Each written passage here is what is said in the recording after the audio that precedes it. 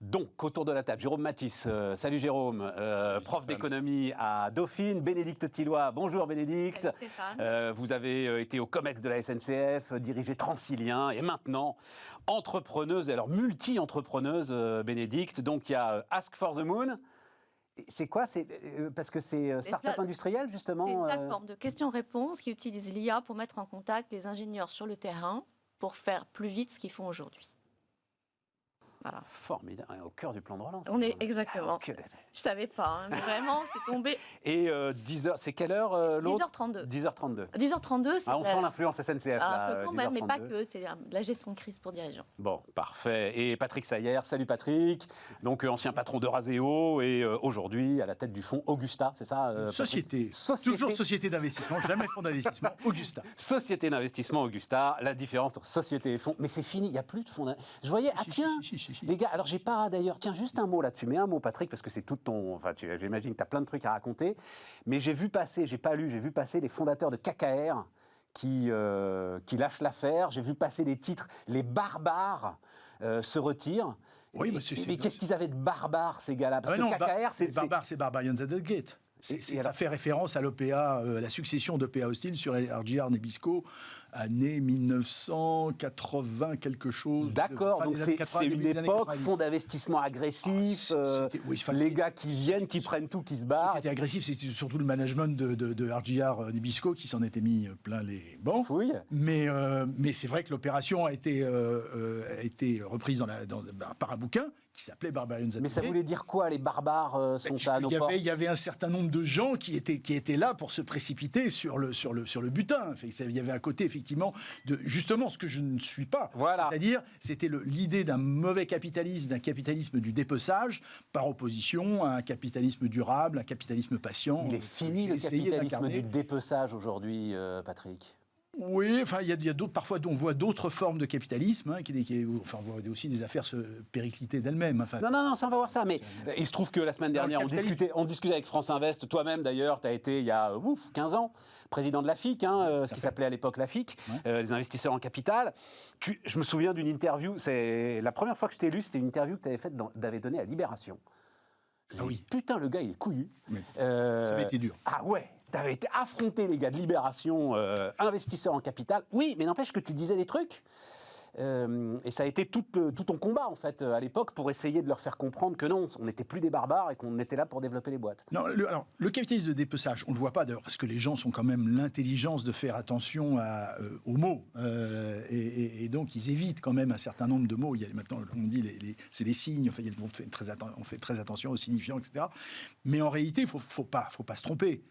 Quand une grande société française se vend à l'international, il n'y a pas de dépeçage tout de suite, il y a des engagements qui sont pris la main sur le cœur, sur le fait que la grande société va conserver son emploi pendant 3 ans, etc. On sait bien qu'à terme, il y a quand même une logique pour rapatrier, alors même si on est dans une économie où le siège social, ça veut de moins en moins dire quelque chose. Mais enfin, Holcim, c'est en Suisse et il n'y a plus Lafarge. À terme, voilà, exactement. Luxottica, c'est en Italie, il n'y a plus Essilor. Et voilà, c'est exactement ça. Donc on ne dit pas du dépeçage, mais à la fin des fins, ça y ressemble quand même violemment. Alors, plan de relance. Je vais juste vous soumettre à... Alors, donc, je disais, l'usine nouvelle a fait le boulot. Je vais mettre mes lunettes de vieux. Donc, le fonds, ça s'appelait le Fonds pour l'innovation et l'industrie. Donc, c'est là qu'on avait mis la privatisation de la Française des Jeux. On aurait mis mettre Aéroport de Paris, mais hein, il n'a pas été privatisé. Participation d'EDF, participation de Thales. 10 milliards. Et donc, l'idée, c'est qu'on ne touche pas au capital. On travaille avec le produit de placement de ces 10 milliards. 536 millions d'euros de revenus sur 2018-2019. C'est pas mal. Il y a de quoi faire des choses. 110 millions seulement décaissés. Seuls 30% des engagements programmés ont été réellement engagés. Il y a le plan batterie, le plan nano 2022, et alors 4 programmes de recherche grands défis de l'innovation. C'est là-dedans que vous êtes, Bénédicte. Cybersécurité, IA en santé, intelligence artificielle en santé, stockage de l'énergie, biomédicaments. Sur ces 4 grands défis, 2018-2019, 600 000 euros décaissés. Et pourquoi? C'est parce qu'en fait, visiblement, il n'y a pas de demande. C'est-à-dire que les industriels, explique l'usine nouvelle, sont totalement paumés dans ce que j'ai appelé les sables mouvants des agences en charge d'évaluer et de distribuer les fonds. Donc, tu as PIA, le plan d'investissement d'avenir, ça c'est le truc de Sarkozy, 2014. Il en reste encore la moitié qui ne sert à rien aujourd'hui, donc qui a été absorbé d'ailleurs par France Relance. Pôle de compétitivité, convention industrielle de formation par la recherche, société d'accélération du transfert de technologie, BPI France évidemment, l'ADEME, l'Agence de l'environnement, l'Agence nationale de la recherche. Et donc, en gros, les patrons qui sont quand même un peu pressés, mais tu vas nous raconter ça, ils disent, mais j'y vais pas, moi, là-dedans, c'est pas possible, quoi. Ça fonctionne pas. En fait, le risque, c'est la somme de machin, c'est ce que tu dis. C'est pas un risque, c'est une réalité. Moi, c'est comme ça que ça se passe. Je l'ai beaucoup vu dans tout ce qui était de l'emploi et l'insertion et la capacité à récupérer en fait des nouveaux profils sur des filières sur lesquelles il manquait du monde, par exemple.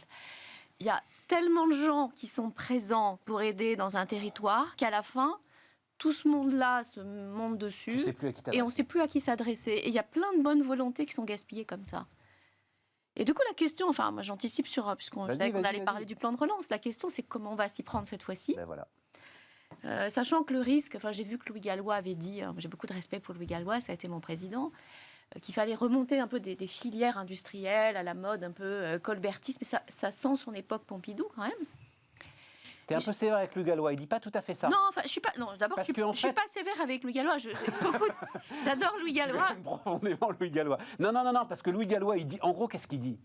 Il dit, si vous voulez que ça fonctionne, il faut qu'il y ait un gars ou deux ou trois à la tête effectivement de ces différents secteurs qui sachent de quoi on parle, démerder le bousin. Oui, et puis qui sachent surtout sortir des sables mouvants, quoi. En fait, c'est ça le truc, tu vois. En fait, il faut. Enfin, l'impression que j'ai, c'est qu'il faut beaucoup d'élan et donner un peu le cap. Et je trouve que de ce point de vue-là, le discours qui a été fait n'est pas si mal. C'est pas si mal. Donc il y a un côté effet Apollo. Alors tout le monde rêve de faire Kennedy en 68, hein, mais bon, peu importe. Enfin, pas 68, c'était même avant ça, pardon. Il était mort en 68.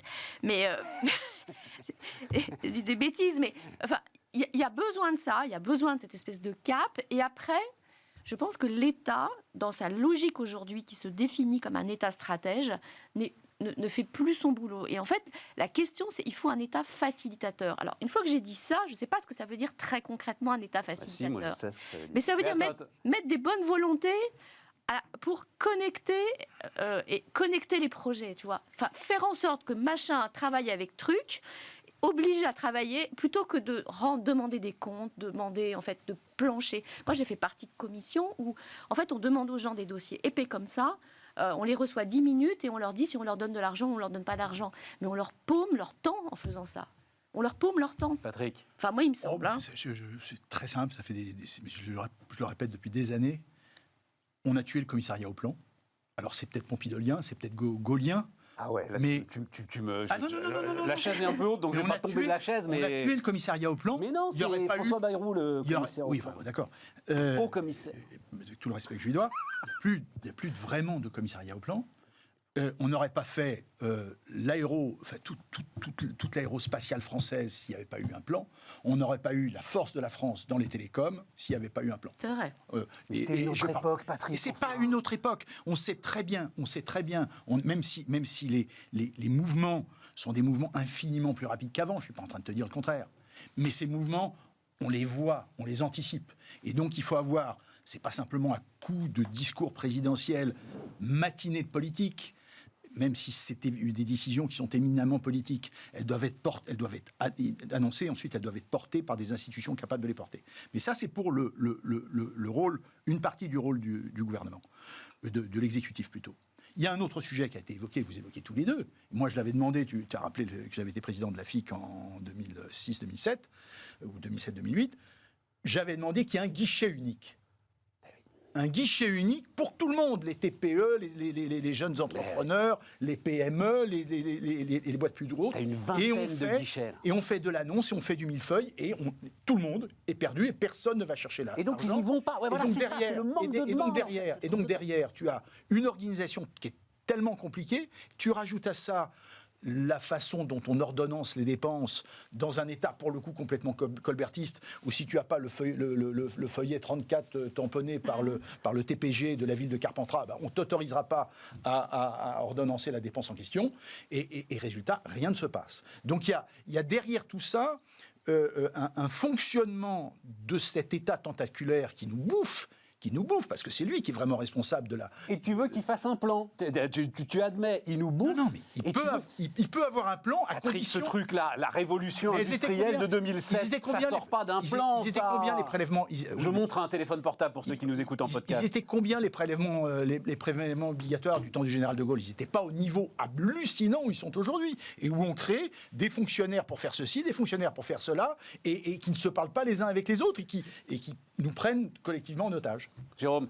Bon, il y a quand même eu des progrès réalisés. J'entends bien qu'on pourrait faire les choses largement mieux, mais il y a eu beaucoup de progrès réalisés. De quoi, par rapport à Par exemple, les partenariats publics-privés, parce qu'on parle d'innovation, on parle d'intelligence artificielle, on parle de tout ça. Et ça passe notamment par des partenariats entre...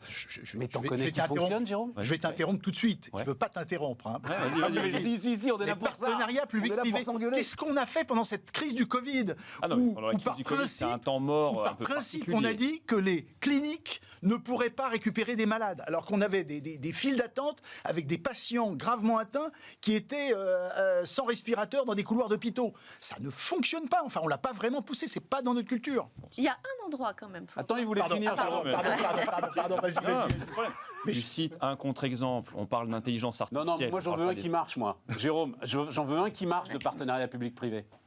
Il y en a plein, il suffit d'aller sur le plateau de Saclay. Alors, c'est pas la Silicon Valley, je suis d'accord, mais il y en a plein, il suffit d'aller regarder. Les partenariats, je pense que vous en savez quelque chose quand même, ne faites pas pas de mauvaise foi à ce point-là quand même. Non, je t'assure, je Entre des laboratoires de recherche, que ce soit universitaire, que ce soit du CNRS, que ce soit de l'INRA, de l'INRIA, etc. Mais tu parles du plateau de Saclay. Tu parles du plateau de Saclay.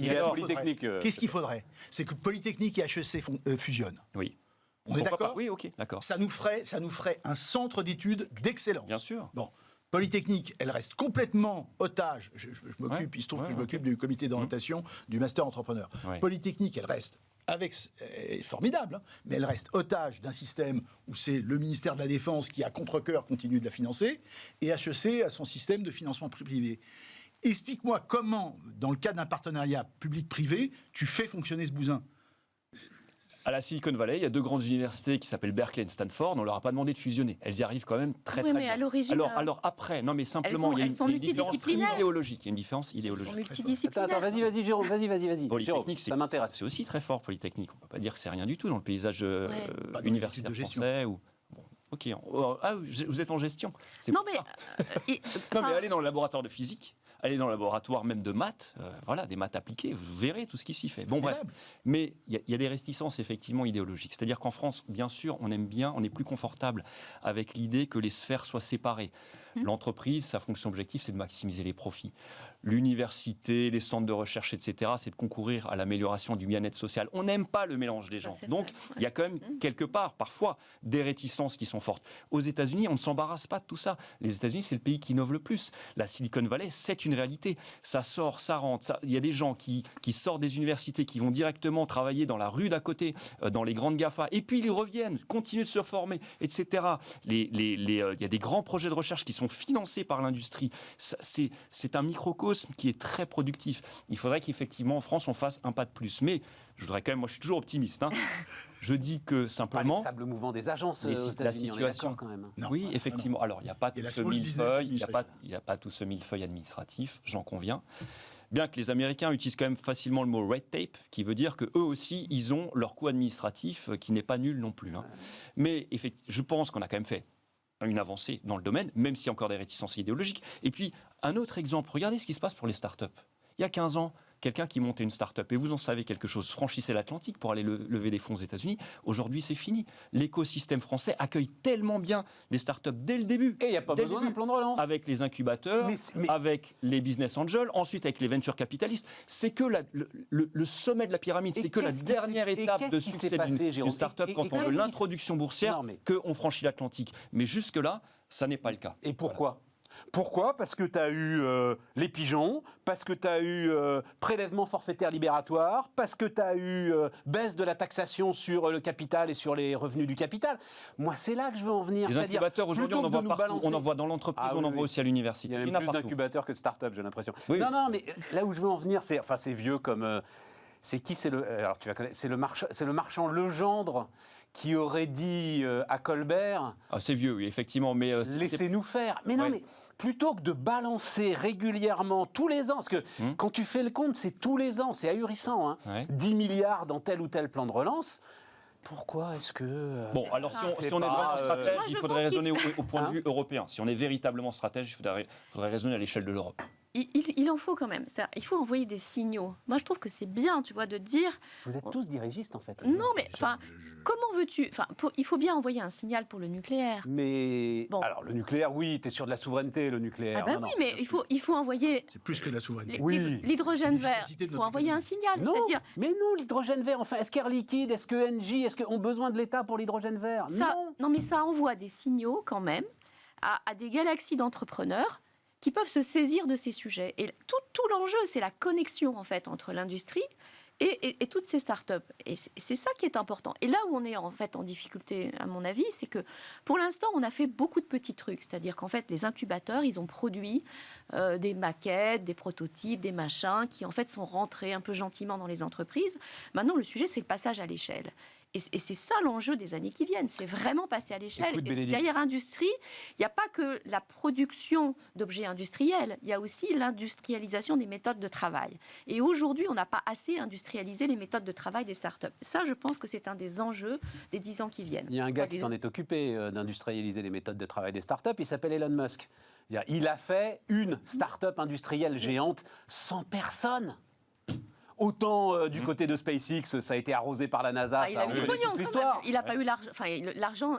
Une partie de l'argent lui a été donnée par le gouvernement US quand même. Sur SpaceX, pas sur Tesla. Même si il le dit lui-même d'ailleurs, Tesla a bénéficié de SpaceX. Mais enfin, le moment où, dans l'histoire de Tesla, c'est quand même incroyable, si vous vous en souvenez, souvenez-vous des images, il fait sa première usine, et sa première usine est mal faite. Moi, j'ai Laurent Burel, fondateur de Plastic Omnium, qui la visite, il revient, il me dit, mais comment il va sortir des bagnoles Bon voilà, il s'est fait avoir. Qu'est-ce qu'il fait ? Il monte des tentes. Et en fait, il refait une ligne de montage sous des tentes avec des gars, tu vois les pièces détachées qui sortent des cartons. Bon ben voilà, c'est pas l'État ça, tu vois. Bon, à un moment donné, l'administration Obama a quand même payé 10% des voitures neuves. À un moment donné. Il y avait une non mais nous dans Stéphane, on ne peut pas interdire à l'État d'avoir une vision c'est même important.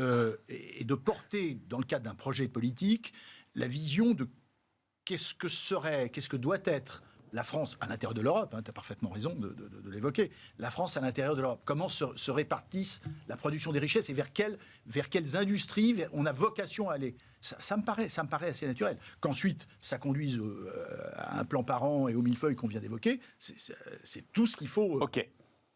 Intéressant. Un mot parce qu'on est très chargé. On ne peut pas dire que l'État n'a absolument rien fait. Il y a des vases communicants. Prenons le cas des business angels qui ont véritablement financé beaucoup de start-up françaises. Ça vient d'une niche fiscale. Parce que l'ISF, il y avait une défiscalisation sur l'ISF. Et c'était très bien pensé. Parce que pourquoi mettre un fonctionnaire qui va décider à qui on alloue des fonds ? Plutôt faire de la défiscalisation à des gens qui s'y connaissent, qui sont aujourd'hui, par exemple, retraités, mais qui ont travaillé toute leur vie dans un secteur, qui ont été ingénieurs, par exemple, dans ce secteur, et qui ensuite, on défiscalise une partie de leur investissement dans des startups. Ils vont mieux savoir où dépenser cet argent que des fonctionnaires. Donc, ton plan de relance, tu sais comment il s'appelle ? Il s'appelle Crédit d'impôt recherche. Ah oui, c'est autre chose. Et plutôt que tous les ans d'aller essayer de le rogner parce que les parlementaires, c'est pas eux qui décident, donc ça les emmerde, mais vas-y avec le crédit d'impôt recherche. Oui.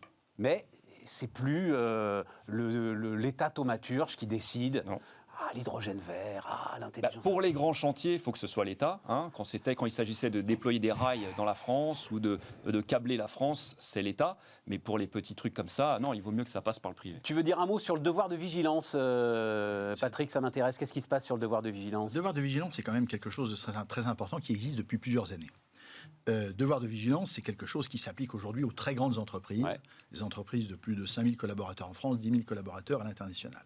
C'est quelque chose qui leur demande d'avoir à présenter un document par lequel elles s'assurent que leur production, et donc dans une France industrielle c'est complètement essentiel, leurs productions sont organisées de façon à respecter un certain nombre de règles, et on décline l'ensemble des règles de la RSE, et notamment de faire attention sur l'égalité des genres, sur leur production et surtout leur sous-traitance. Et leur sous-traitance. Et là, on tombe sur des multinationales, sur des choses essentielles comme le travail des enfants, par exemple. Donc, voilà. et tout à fait. Donc jusque-là, tout le monde ne peut être que d'accord. Tout à C'est d'ailleurs François Hollande qui l'avait. Loi Sapin 2, si je ne m'abuse. C'était Voilà. sous le temps de la présidence Hollande. Là où le sujet... Il est évident que ça concerne aujourd'hui les multinationales, mais comme tu viens de le dire, puisque ça concerne les sous-traitants, ça percole en réalité Évidemment. dans l'ensemble du tissu économique. Évidemment. Et c'est juste la question de savoir à quel niveau on met le curseur, mais 5000 collaborateurs, ça va descendre dans toutes les entreprises, ça va de soi. Bon. Là où le bas blesse, c'est que, alors qu'on a dans notre pays des règles qui sont les règles générales de compétence, alors je parle un petit peu d'organisation judiciaire, qui font que les litiges entre commerçants ont vocation à être traités par les tribunaux de commerce, ça marche tellement bien que ça n'a pas changé depuis Michel de l'Hôpital.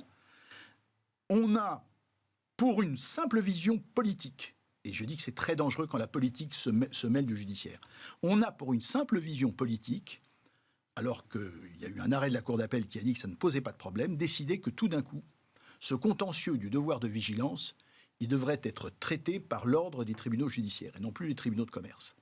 Et en réalité, c'est assez grave, parce que en faisant ça sous un simple geste politique et en étant teinté a priori de l'idée que les juges du tribunal de commerce seraient, entre guillemets, moins équitables dans leurs décisions, on fait, à mon avis, une grave erreur. Judiciarisation, donc, Voilà. de ce devoir Pourquoi de une vigilance. grave erreur ? Parce qu'on va teinter cela avec une dimension politique qui n'est pas de mise dès lors quand la justice... et surtout, aujourd'hui, qui sont ceux qui traitent le plus des questions de devoir de vigilance ? Ce sont en réalité les gens qui participent, les juges au commerce notamment. Moi, il se trouve que je suis juge au commerce, c'est pas un secret. Je suis également administrateur d'un certain nombre de grandes sociétés.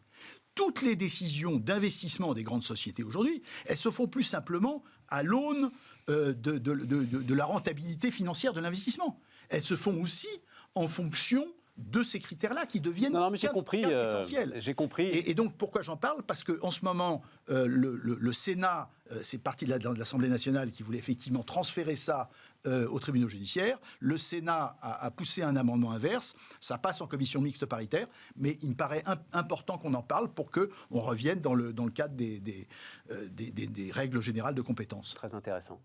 Très intéressant. Un mot là-dessus, Bénédicte ? Non, mais il se trouve que moi j'ai discuté avec un certain nombre de secrétaires généraux donc de grandes entreprises, de toute l'histoire, sociétés à mission, raison d'être, etc. Et tout. Et en fait, ce qui les freine, c'est la peur de la judiciarisation. Ce qui les freine, c'est qu'à un moment, effectivement, ce soit des tribunaux, mais pas des tribunaux de commerce, des tribunaux, je ne sais pas comment tu les appelles, généraux. De l'ordre judiciaire. De l'ordre judiciaire, qui viennent à un moment demander des comptes. Un mot là-dessus Pardon. Vas-y, Oui, Bénédicte. pour le coup, je trouve que ça pourrait être intéressant que ce soit les parties prenantes de l'entreprise qui s'en saisissent, par exemple. Mais évidemment. Les organisations syndicales. Mais c'est ce qu'elles font. Elles ont tout à fait intérêt à se saisir de ces sujets, c'est-à-dire à prendre l'entreprise au mot de ses engagements en matière de raison d'être, par exemple. Moi, je trouve que ça serait mieux que d'aller mettre ça, d'aller encombrer des tribunaux qui sont déjà débordés. C'est ce que je sais, ce que j'entends. Au passage, ça me donne l'occasion d'évoquer un sujet, c'est que quand on parle des entreprises, c'est 5000, c'est ça Oui, 5000 collaborateurs en fait, ça va être un des enjeux de ces startups qui vont grandir. Et je pense pour bien démarrer dans l'inclusion et bien démarrer dans le... On a intérêt à ce que très rapidement les startups se saisissent de ces sujets. Or, généralement, ça vient derrière parce que c'est pas des sujets qui sont considérés comme forcément importants au départ. On a intérêt à bien démarrer tout de suite. Et je trouve que quand l'État donne de l'argent sur ces questions-là, il aurait intérêt à s'assurer qu'effectivement, quand bien même les entreprises sont encore petites, elles se saisissent de ces questions d'inclusion, elles se saisissent de toutes ces questions, parce qu'on a intérêt quand même à le faire. Tout à fait, Jérôme. Voilà. Oui, alors je crois que c'est une spécificité française, cette loi, c'est la première fois qu'un pays vote une loi en ce sens, ça date de 2017, il me semble. Oui. Sapin 2, ouais. Oui, alors les startups, là, c'est peut-être... personne n'a encore parlé de descendre ce seuil des 5000 collaborateurs. Il va descendre par la Attendons de voir ce que fait l'étranger, parce qu'il y a une forme de concurrence injuste. J'entends une start-up à qui on appliquerait immédiatement comme ça des règles qui viennent énoncées d'en haut. Quand la concurrence ne s'embarrasse pas de ce genre de choses, voilà. Alors, non, mais parlons pas des startups. Là, je crois que le sujet de Patrick, il est plus sur les ETI, sur les grosses PME, sur l'ensemble de ces boîtes qui ont une chaîne de sous-traitance qui est souvent internationale. Bien sûr. Aujourd'hui, il y a des outils digitaux pour essayer de valider l'ensemble des procédés, mais c'est vrai que les choses sont complexes et qu'un juge au tribunal de commerce, c'est ça que tu veux dire, Patrick, il connaît bien davantage les matières, justement, de ces croissances internationales qu'un juge judiciaire qui peut partir dans tous les sens. Il est bénévole, il n'est pas... Non, mais oui, mais ça, chacun fait ce qu'il veut. Non, c'est pas ça. Ce que je veux dire, c'est que les juges du tribunal de commerce, c'est pas du tout la même chose que les juges de l'ordre administratif, judiciaire dont vous parlez. C'est qu'il y en a, ce sont des professionnels du droit qui font ça toute leur vie, leur carrière là-dedans, ils ont fait... Et d'autres, ils sont élus par leur père. C'est votre mais cas. Nous sommes aussi professionnels du droit. Hein.